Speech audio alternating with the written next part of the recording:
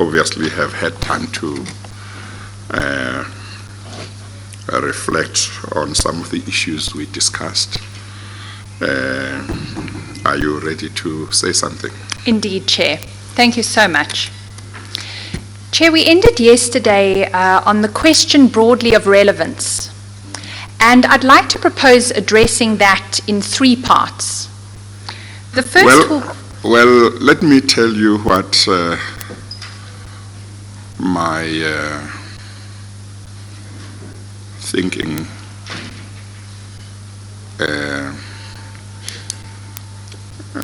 was at some stage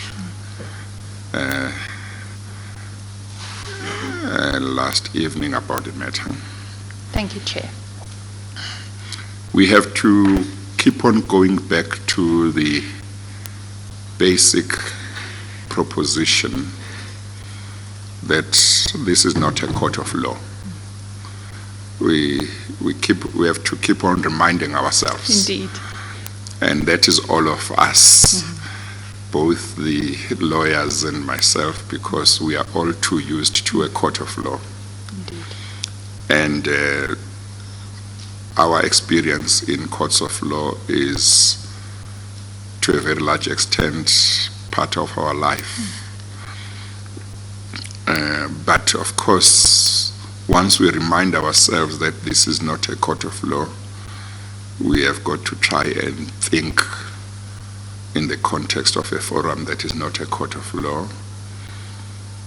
And to a certain extent, we have also to think of terminology that is not a court of law terminology, because sometimes we may be using court of law terminology because that's what we work with all the time. But actually, maybe we should be considering different terminology depending on exactly what we mean and what we want to achieve.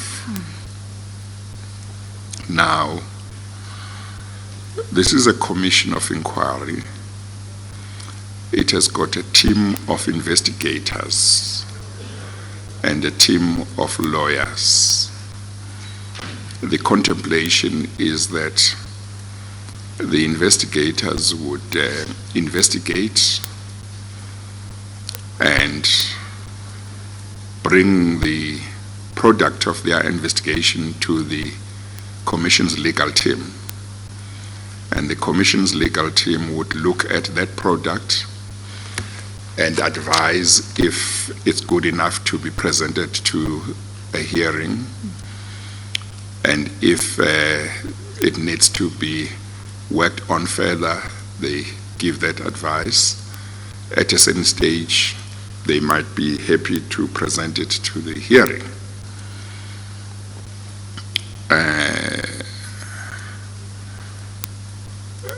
Now, when you investigate, an investigator may go to destination A for purposes of investigating. And at that destination, he or she might come across certain real evidence. And might need to examine that real evidence before he or she may say whether it's really going to be useful for a hearing or to be taken to the legal team and so on.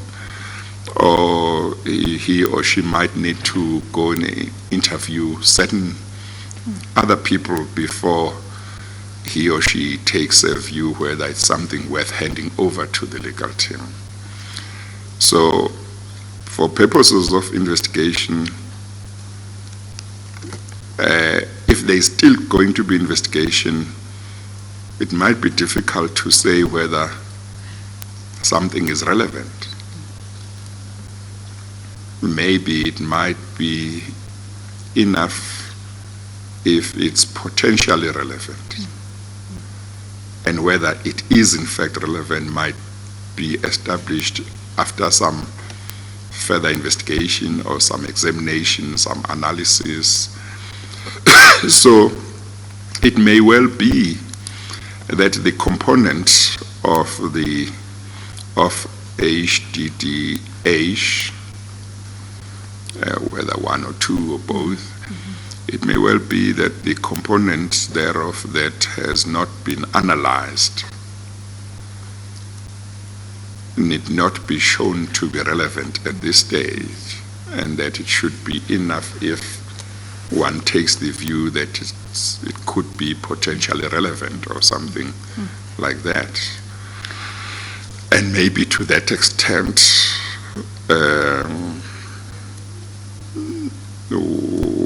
one should not, maybe I should not ask for more than simply showing that it could potentially be relevant. So that is the one part. But when I read the affidavit again this morning, it seemed to me that the real reason or purpose of the application, at least then that one could gather from the affidavit, seemed to be that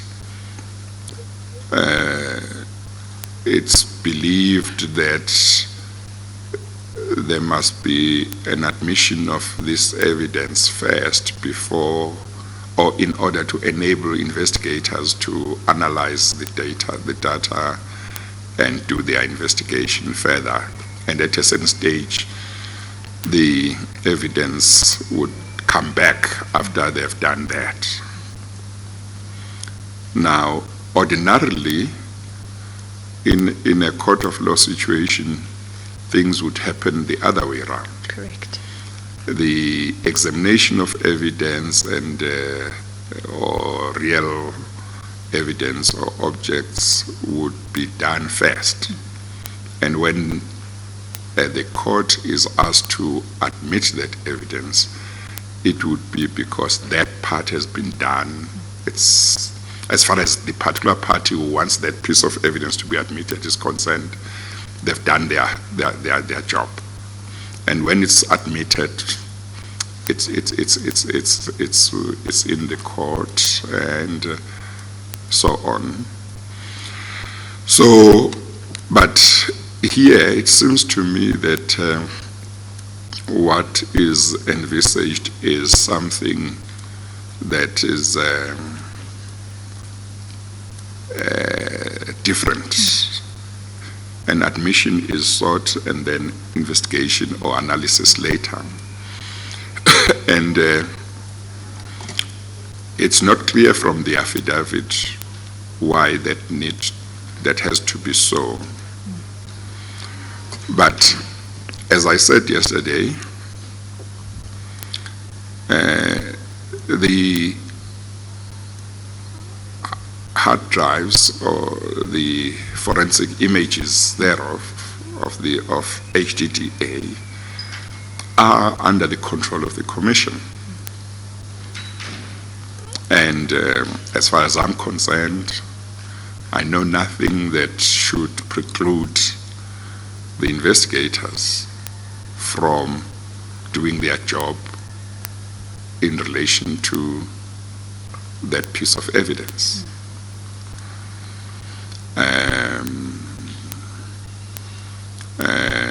And at a certain stage, we have certain evidence from Mr. Brian Curran from yesterday about what you call, I think, chain of custody. It's not everything. There are still other parts that are dealt with, as I understand, in an affidavit that is to be handed up to me. And I suspect that the evidence of the whistleblowers, or at least one of them, in relation to how originally HDDA came to his possession, is something that will be dealt with at some stage when those whistleblowers are able to give evidence either in an open hearing or in camera. My suspicion is that at that stage that will give a complete picture about the chain of custody. Now, I don't, obviously one would have preferred a situation where the chain of custody would be completed now. But I don't have a problem with the fact that it's not completed now. It will be addressed in due course. I don't see anything that really precludes either the legal team or the investigators to do what they need to do using this evidence to advance the work of the commission.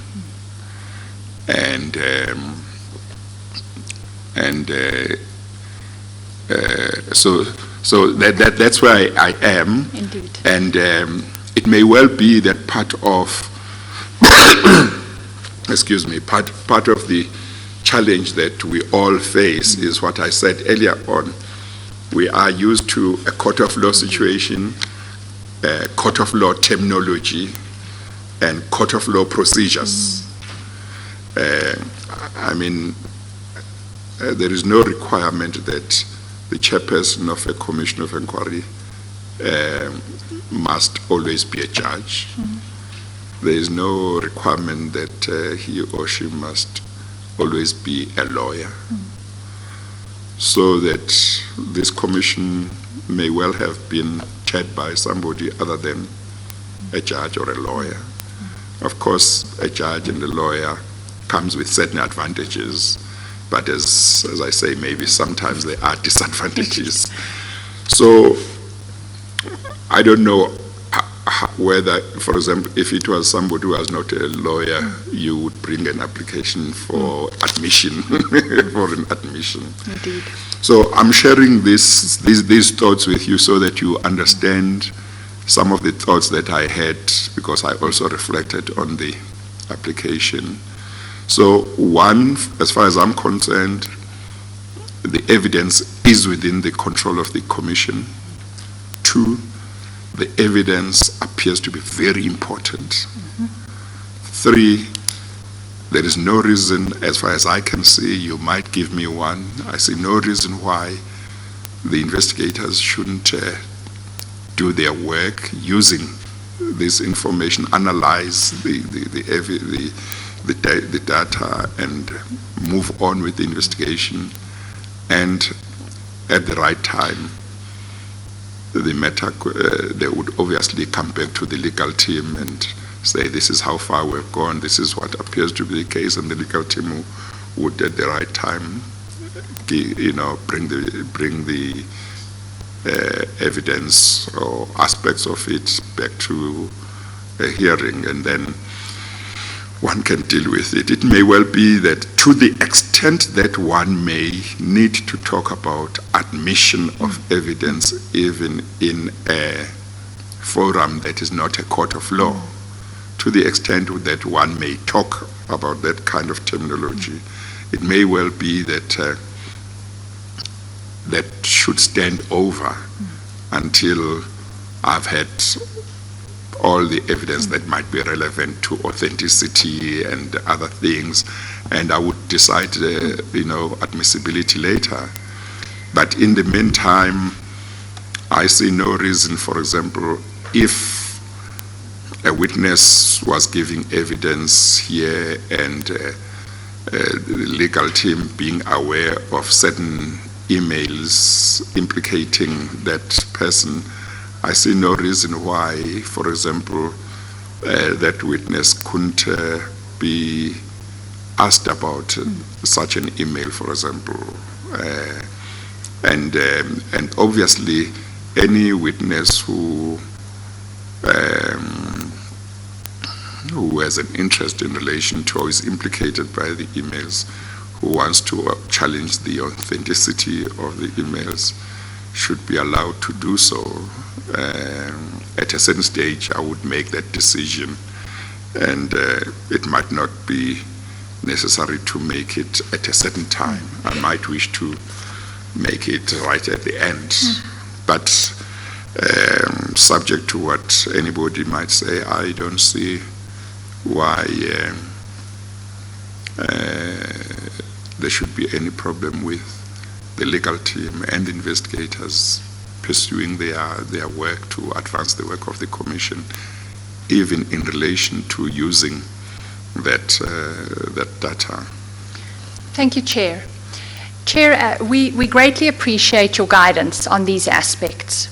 If I may pick up the point about terminology, because I think it is an important one, and you've already signaled the need for everyone concerned to remain on the right side of the distinction between courts and inquiries.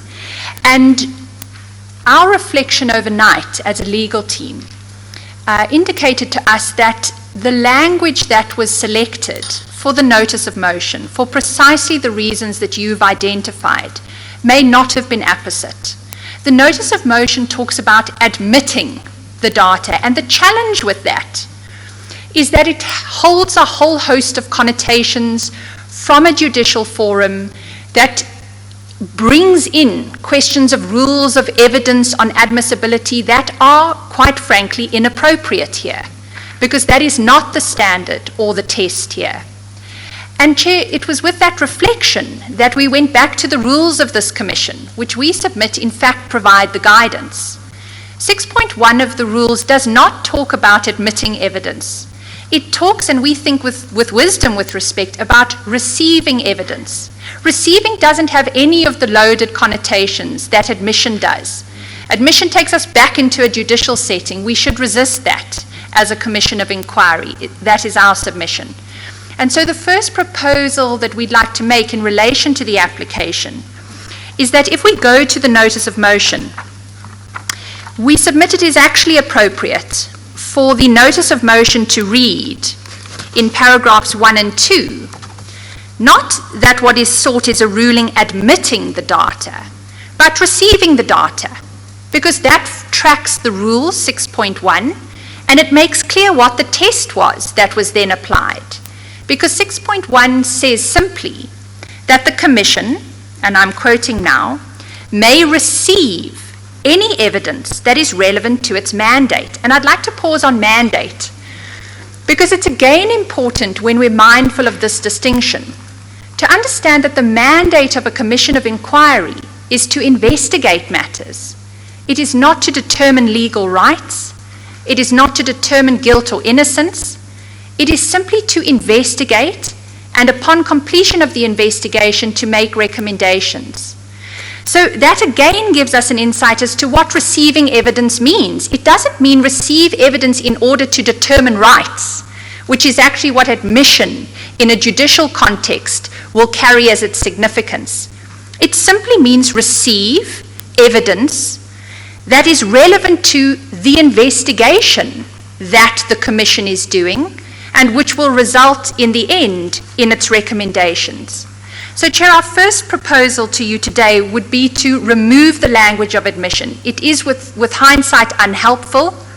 It takes us back to the judicial setting that we must studiously avoid venturing to, and it clarifies what is being sought.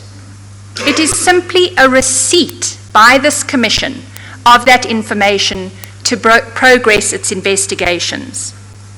Chair, I'd like to link that to the guidance that at least one of the cases that was handed up to you yesterday provides on this question. It's the case of Ross v. Costigan. That was in the bundle of authorities. And Chair, the reason why we give further attention to this authority is because it actually provides very useful guidance in addition to what I addressed yesterday on this question of where can a Commission probe and what evidence may it receive in the course of its investigations. Before I take you to the relevant paragraphs, I should just give a bit of background about the case. This was a case involving a Commission of Inquiry in Australia into the shipbuilding and ship repairing unions within Victoria and New South Wales. A commission was established to determine whether any officer or member of those unions had been engaged in illegal activities related to shipping. And so the Commission began its work, and in the course of its work, counsel for the submission had discovered that there was a possibility of involvement by employees of the various companies in tax minimization schemes. And on its face, it looked as though those tax minimization schemes were beyond the remit and mandate of the Commission. But counsel for the Commission sought leave from the Commissioner to pursue that line of inquiry and indeed to summon witnesses that would be able to give further information on the question of the involvement in this tax minimization scheme, which may indicate engagement in unlawful activities. And those who were going to be summoned and implicated by that line of inquiry ran to court to try and stop the Commission in its tracks on the grounds that this would be beyond its mandate. And Chair, in dealing with that challenge, if you go to paginated page 17 of the bundle, the authorities bundle, you will see there on the left-hand side of the page, on the reported page 326, what the court is recording there is the reaction of the Commissioner when this issue was first raised with him. And I'd like us to look at that and then look later at what the court made of the Commissioner's findings, because the court ultimately upholds the Commissioner's determination that the leave should be granted, the witnesses should be summoned, and the investigation should proceed. From about the fourth line down on that page, this is what the Commissioner recorded in his reasons. He said, in an inquiry of this kind, it is impossible to lay down in advance the limits of investigation. And yet this is what the submission made to me would require me to do. Is not one view of the evidence that the payment made to a painter and docker company director came to him at least indirectly from a taxpayer? At the very least, am I not bound to inquire into this matter? If the evidence should disclose that a taxpayer either knew or ought to have known that his tax was being minimized by the use of painters and dockers as company directors, am I not obliged to inquire as to whether this falls within the concept of the use of the union for illegal activities? That's a quote from the terms of reference. I am not making any findings on these matters at this stage, and will not until the evidence is complete and submissions have been advanced on that evidence by those who wish to make them. But it is not possible to limit my inquiries into those areas by producing a conclusion midway through those inquiries. Chair, that finding on the part of the Commission is ultimately upheld by the court. And the test that the court sets is, in our submission, a useful one for your consideration of this application. And Chair, that appears on paginated page 21.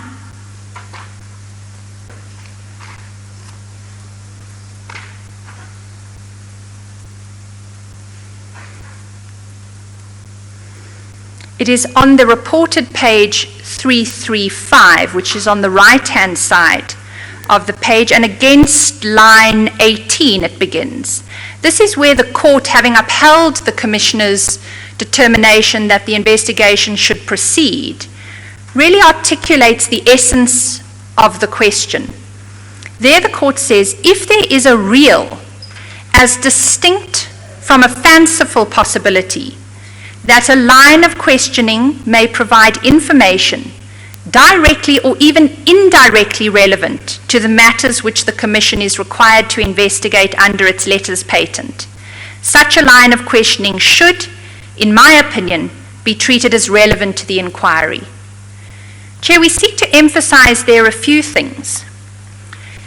The test is set at the level of possibility, which is even lower than probability. I seem to have turned off my microphone. I will address you in due course about the probabilities in this evidence. That seems to either be similar or the same or close to potentially relevant Indeed. that I mentioned a while ago. Indeed, Chair. The investigation should not be stopped at any point unless, as we read the standard here, it would be fanciful to proceed down that line of inquiry. If it is not fanciful, if it is possibly relevant or potentially relevant, either directly or indirectly, says the case, well then it should be pursued. So, Chair, we submit that with that fairly minor adjustment to the notice of motion, we actually achieve quite a lot, because we seek to clarify before you today that we are not seeking in this application admission of the data in the formal sense that that word has in a judicial context. We are seeking simply its receipt, because from what is set out in the affidavit, and I will take you to just the highlights of it, together with Mr. Curran's evidence, it is quite clearly not fanciful that this is a line of investigation that must be pursued. Yeah, no, you won't need to address me on whether it's fanciful thank you. or not. Yeah. Thank you, Chair. Chair, let me then just move to the question of potentially relevant, because it may be useful to use that as the placeholder for what this Commission is tasked with doing in the face of this application. Chair, we submit that there are at least two primary indicators of the potential relevance of the HDDH data which we seek to have received by this Commission. The first is that it is data that comes from a hard drive from Sahara Computers. That on its face, Chair, places it squarely within the line of sight of the mandate of this Commission. And we say that because Sahara Computers is a Gupta-owned company, or was at least. It is one of the companies that the four major banking institutions of this country severed ties with at the beginning of 2016. It is also the company that, in the evidence of Ms. Mentor, she was taken to in advance of the meeting with the former president at the Saxon World residence of the Guptas. Sahara Computers is squarely within the mandate of the terms of reference of this Commission. And the Commission has within its possession a hard drive from that company. Yeah, no, I think certainly no order ought to be made that should preclude the investigators from saying, let's have a look. Indeed. Yeah, so I think the potentially relevant is quite clear. It's manifest, Chair, we would submit.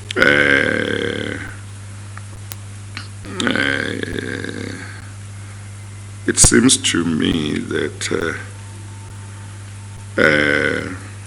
with the amendment that you propose of not using the terminology of admission and using receiving, there should be no problem with subject to certain amendments, such as in one. I don't think we need to mention the name of the Commission, because it's the Commission Indeed. making the decision. Indeed. So such as that, the 1 and 2, there should not be a problem.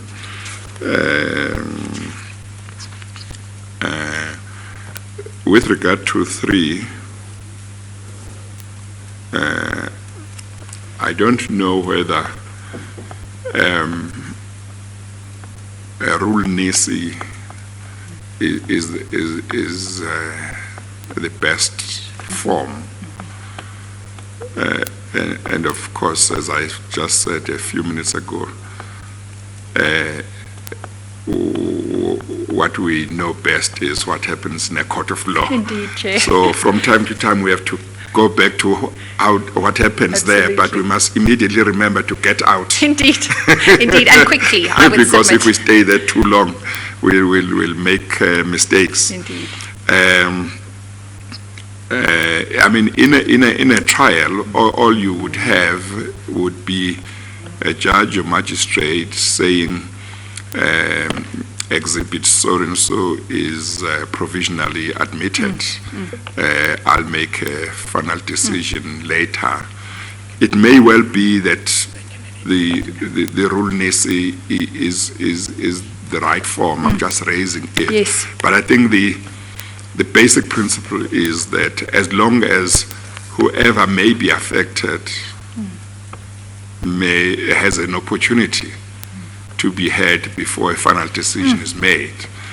But it may also be that to the extent that we no longer use the terminology of admission and simply saying receipt, it may well be that that doesn't affect anybody's rights or interests. I'm not sure. But I'm quite happy to say whoever wishes to be heard at some stage before a final decision is made as to whether to admit or not, will be heard. Indeed, Chair. Chair, if I may address that in two parts. You probed earlier with me the question of the purpose behind this application, and it is important in that context to make one submission that is related to this latest engagement. This commission is a public inquiry. It was therefore appropriate, we submit, and in the interests of the transparency of the processes of this commission, that when it was possible for this commission to make known to the public that its investigators and legal team had possession of this data, and linked with that the extreme lengths that the Commission went to in order to secure the integrity of the data and to have it recovered by an international expert, that those facts be made known to the public, because there may well be people who are implicated by that information. And so part of the purpose of bringing this now and not later was in the interests of that transparency, to tell the public this is what we have, this is what will be analyzed and which will forge our investigations forward. And so in that context, it may well be sufficient merely that the application has been brought, and that if the ruling is receipt of the evidence, then in due course notice in a sense has been given publicly to all those who may wish to contend that something is inauthentic or some particular piece of that information is not relevant. So in response directly to your question about paragraph 3, we submit it may not be necessary. This application has taken care of the general public notice that this information will be worked on and will be presented in due course where it is appropriate and pertinent to the matters of investigation, either in the leading of evidence or in the cross-examination of witnesses. And the rules of this commission, of course, permit applications to be made on 7 days' notice. And so an appropriate person, if that person wishes to make submissions in relation to the receipt of this evidence, could certainly do so. This will serve as the public notice for that purpose. And would it be fine to even the receipt to make it provisional? You know, in terms of admission, we're talking of provisional because there would be a final decision later.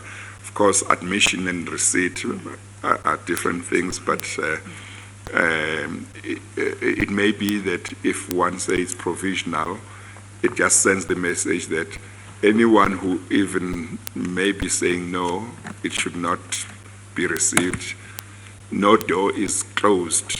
They can come and make whatever argument, and final decisions will be taken later on. It may or may not be that it's necessary to say it's provisional. I don't know why. Chair, what you say. we submit it's not necessary to say that it's provisional. And the reason for that is really the guidance that we can again seek from the Australian case. Investigations move, commissions of inquiry move along lines of pursuit.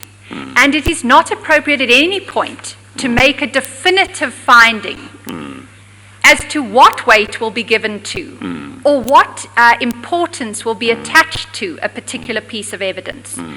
What will happen now if this ruling is granted is that the Commission is receiving this evidence. And it is receiving Factually receiving. Indeed. Factually so, and so that the processes of investigation can be advanced through analysis and later presentation. So we would submit, confining it to a provisional status would not be appropriate. I guess that it's just what we keep on doing, because when we were talking about admission, it was necessary to talk about provisional. Yes, indeed. But we're not there. We're now moving, and of course, we are bound to think how much of what we had in mind in relation to admission we must retain when we say receipt. You know. Chair, our so submission is... maybe to the extent that receipt is nothing more than factually received, that fact is not going to change. Indeed. And that order would not be precluding anybody at any stage to say, I'm not talking about receipt, I'm now talking about admission. It should not be admitted. That remains open. It does, Chair. Yes. And that is precisely why we thought, albeit a small change, it's an important change to the manner in which the ruling would read. We don't believe it needs to be circumscribed by provisional, for all the reasons that you've given, Chair, with respect, and also to resist that movement back to the judicial frame. It's not appropriate. This Commission can receive any evidence relevant to its mandate. This data is clearly that, and so the ruling should be given. And they will be given, we submit, on notice to all who may in due course want to challenge a piece of that information. I am ready to is it make an order? Seeing that we make some ruling. Well, in the end, maybe whatever you call it, it would be an order. Indeed, or ruling. The ruling. I'm ready to do so, but I would probably effect some more amendments on your notice of motion. Indeed, Chair. But ones that I don't think you would have any problem with. Chair, that's ideal. If I may just mention the in-camera affidavit. We do still need to present that to you. I wonder if it is maybe an opportune time to take an adjournment now so that that can be done. Okay, let's do that. Well, maybe we may as well use this time for tea. Yes, for the tea break. And then when we come back, we finalize. Thank you, Chair. We're in your hands. It's 11:15. That affidavit, of course, I don't have an idea how long it is or how long I might. It's very short, thankfully. Okay, so we can do within 15 minutes. I should be able to. Okay, all right. Or maybe just to be on the safe side, we'll say we will resume at 11:05. Certainly, Chair. Okay, we adjourn. All right.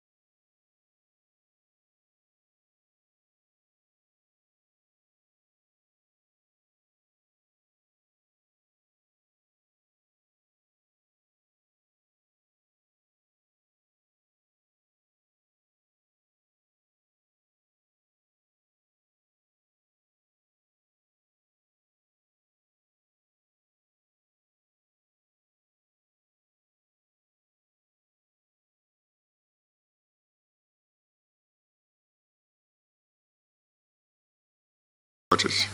I have it, Chair. Okay, I'll just say again, the data referred to as, quote, the HDD data, close quote, on a hard drive, open brackets, with model number ST500 DM009 and serial number Z9A DLVFT, close brackets, referred to as, open quotes, HDD, close quotes, is received as evidence before this commission. 2, the data referred to as the, open quotes, HDD-H1 data, close quotes, and open quotes, HDD-H2 data, close quotes, which has been forensically imaged from HDD-H onto 2 further hard drives, referred to as, open quotes, HDD-H1, close quotes, open brackets, with model number WD10EZEX -60WN4A0 and serial number WCC6Y0RVNTJ, close brackets, and open brackets, HDD H2, close, open quotes before HDD H2, close quotes, open brackets, with model number WD10EZEX-60WN4A0 or 0 and serial number WCC6Y6HRFZHX, close brackets, as is received as evidence before this commission. 3. Chair, may I interrupt? Yes. Yeah. In the serial number in the last bracket, Yes. you mentioned Z instead of 7 as the third last. Oh, okay. Let me correct that. In the order of ruling under 2, the serial number is the following: WCC6YHRF7HX, close brackets. Okay.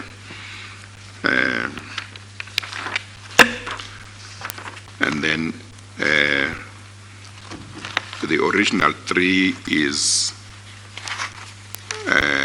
not pursued, so the new 3 will be the old 4, but it will read as follows.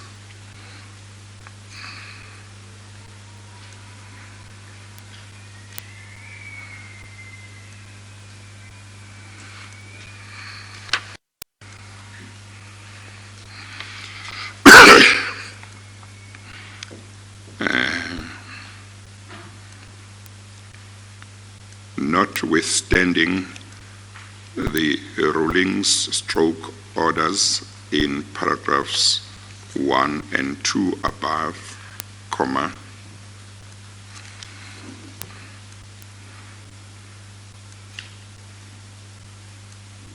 nobody outside of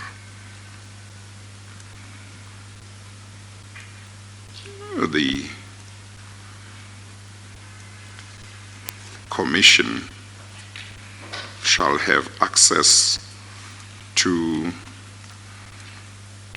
HDDH data, to the HDDH data, comma, HDDH1 data, and HDDH2 data until it is presented by the legal team of the Commission at a public hearing of the Commission.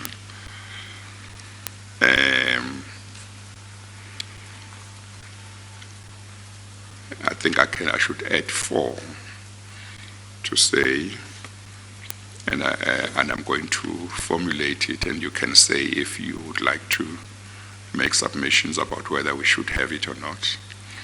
As you please, Chair. 4, should any specific person or party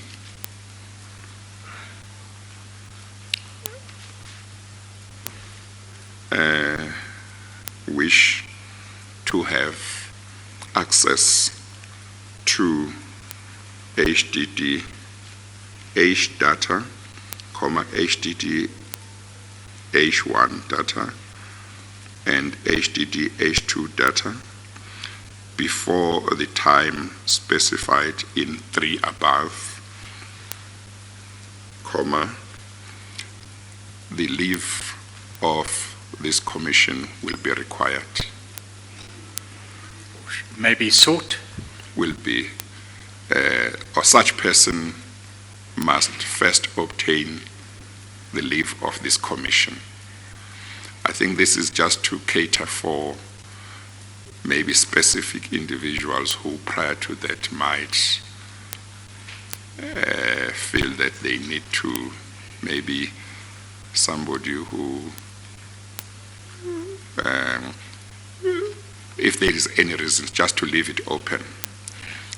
What is your, what's your attitude? It's appropriate with respect, Chair. May I suggest the wording should read, should any person or party wish to have access to data, leave may be sought from the Commission. Yes. Okay. 4 will then read, should any party wish to have access to HDD-H data, HDD-H1 data, and HDD-H2 data, leave must be sought from the Commission. Well, prior to the date mentioned in 3, leave may be sought from the Commission. Leave, okay, let me formulate it finally.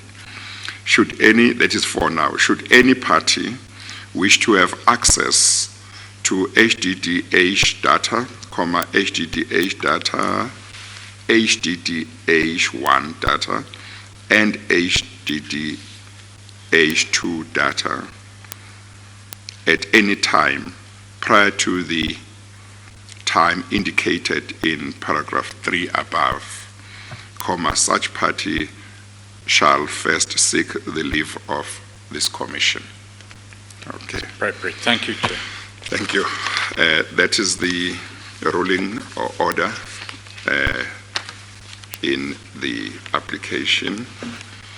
I guess that at this stage, I don't know if you wish to say anything about next week.